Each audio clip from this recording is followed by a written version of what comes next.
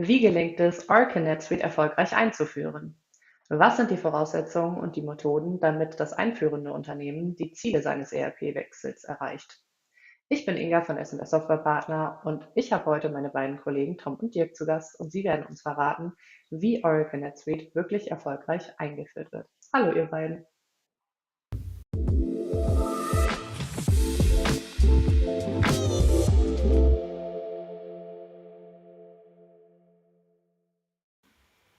Ja, danke Inga, moin Tom. Moin. Ähm, Wir machen ja nun schon eine ganze Weile ERP-Einführungen so eine Oracle-Implementierung ist ja normalerweise von der Projektgröße und auch von der Komplexität des Systems eine besondere Herausforderung. Ne? Ähm, Du hast jetzt hier mitgebracht so eine Veränderungsmatrix und die Ziele. Wofür brauche ich die? Was mache ich damit? Und wie trägt das dazu bei, erfolgreich also NetSuite einzuführen? Diese eine Seite verdeutlicht sehr schön, wie man erkennt einfach, wo steht das Unternehmen heute, was sind die Ja, Ziele. Wir unterteilen das mit dem Kunden in verschiedene Kategorien, wie jetzt ja. Vertrieb oder Ressourcenplanung und ähnliches. Und hier sieht man sehr schön, der rote Punkt ist die heutige Ist-Situation und ein bisschen weiter hinten das NetSuite-Logo deutet Hm. eigentlich den Punkt hin, wohin wollen wir mit dem Kunden gemeinsam kommen. Ja, das heißt, das ist eine gemeinsame Analyse im Rahmen der Projektplanung, Genau, als Ergebnis aus dem Projektplanungsworkshop. Und ich sehe da jetzt vier verschiedene ja, Ausbaustufen der einzelnen Prozesse: Vertrieb, Ressourcenplanung, Projektbuchhaltung, Projektmanagement, Erlösrealisierung. Das ist ja jetzt mal ein Fall, glaube ich, für das Servicegeschäft. Ähm, genau. und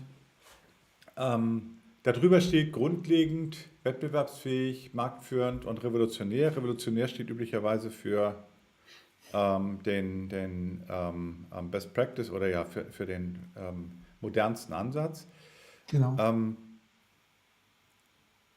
diese Modelle, die sind ja entstanden, also auch gerade diese erweiterten, das ist ja nicht so ein allgemeines Ziel, sondern das ist ja wirklich auch im ähm, Umfang von Oracle definiert. Das heißt also, wir wissen wirklich, wenn wir sozusagen den Prozess, ich sag mal, marktführend für Vertrieb implementieren, dann etwas komplexer ist es schon, dann wissen wir, wie wir die Pipeline, Kundendienst- und Fakturierungs- und Inkassostatus und Kundenaufträge insgesamt implementieren.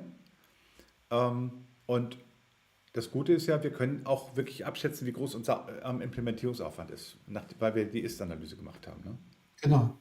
Also dieses eine Blatt sagt Hm. so viel aus und man erarbeitet das mit dem Kunden gemeinsam, so Ja, dass wir auch verstehen, wo der Kunde überhaupt landen möchte. Also man ja, sieht ja hier ja. selbst, dass in der Projektbuchhaltung Hm. anscheinend deutlich besser aufgestellt ist als zum Beispiel im CRM. Ja, und das ist ja jetzt so ein klassisches Szenario, wie wir es im Dienstleistungsgeschäft auch kennen.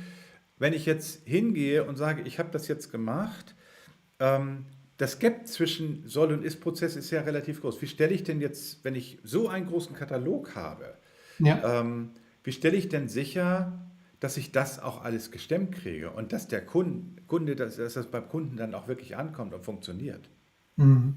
Wir haben ja, wenn wir dieses Projekt mit dem Kunden angehen, ich Hm. sage mal, ein paar Stufen vor uns. Wir gehen also Ja, gemeinsam mit dem Kunden Schritt für Schritt, und hier sieht man es sehr hm. schön, diese Stufen der Einführung hinauf, Ja, sodass wir beispielsweise, bleiben wir mal beim Punkt etablieren, genau an dem Punkt sind, dass wir das, was heute schon da ist, einfach umsetzen in das hm. neue ERP, und Hm. dann steigern wir uns mit erweiterten Funktionen, Modulen, die es bis heute noch nicht gibt, oder Funktionalitäten oder Abbildungskomfort des Geschäftes.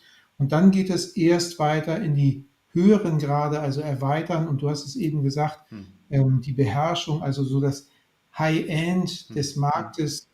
Der Kunde vorher hier hat ja von Marktführung gesprochen. Hm. Also da arbeiten wir dann gemeinsam mit dem Kunden Schritt für Schritt in diesem Einführungsprojekt die Aufgaben ab.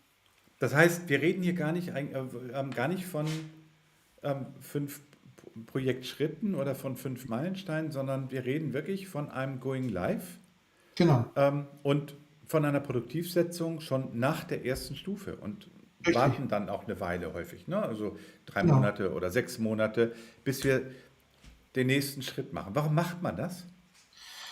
Zum einen muss man sich als Kunde mit dem neuen System ja auseinandergesetzt haben. Man muss sich wohlfühlen darin, um auch zu Ja, erkennen, wo vielleicht noch irgendwelche Dinge sind, die es zu verbessern gilt oder wo ein gewünschter Komfort sich noch nicht eingestellt hat. Und den ja, erarbeiten wir dann wiederum gemeinsam im nächsten Step in der Phase 2 oder hier im ja, Bereich Steigern.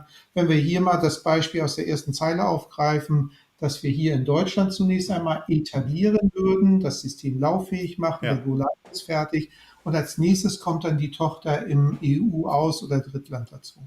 Ah, cool. Okay, gut, das habe ich verstanden. Ich finde das spannend. Hm, Das heißt natürlich schon, dass wir auch durchaus darüber reden, dass so eine Einführungsphase mal 1,5 oder 2 Jahre dauern kann.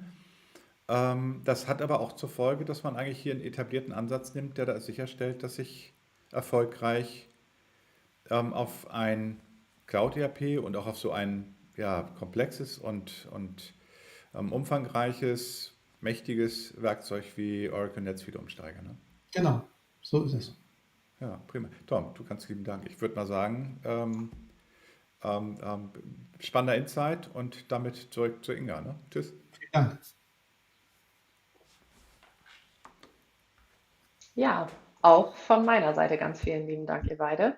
Ich glaube, das war ein toller Überblick in den Einstieg mit Oracle NetSuite. Falls du als Zuschauer jetzt noch Fragen haben solltest, dann kannst du dich wie immer sehr gerne bei uns melden. Unsere Kontaktdaten findest du unten in der Beschreibung zum Video. Bis zum nächsten Mal.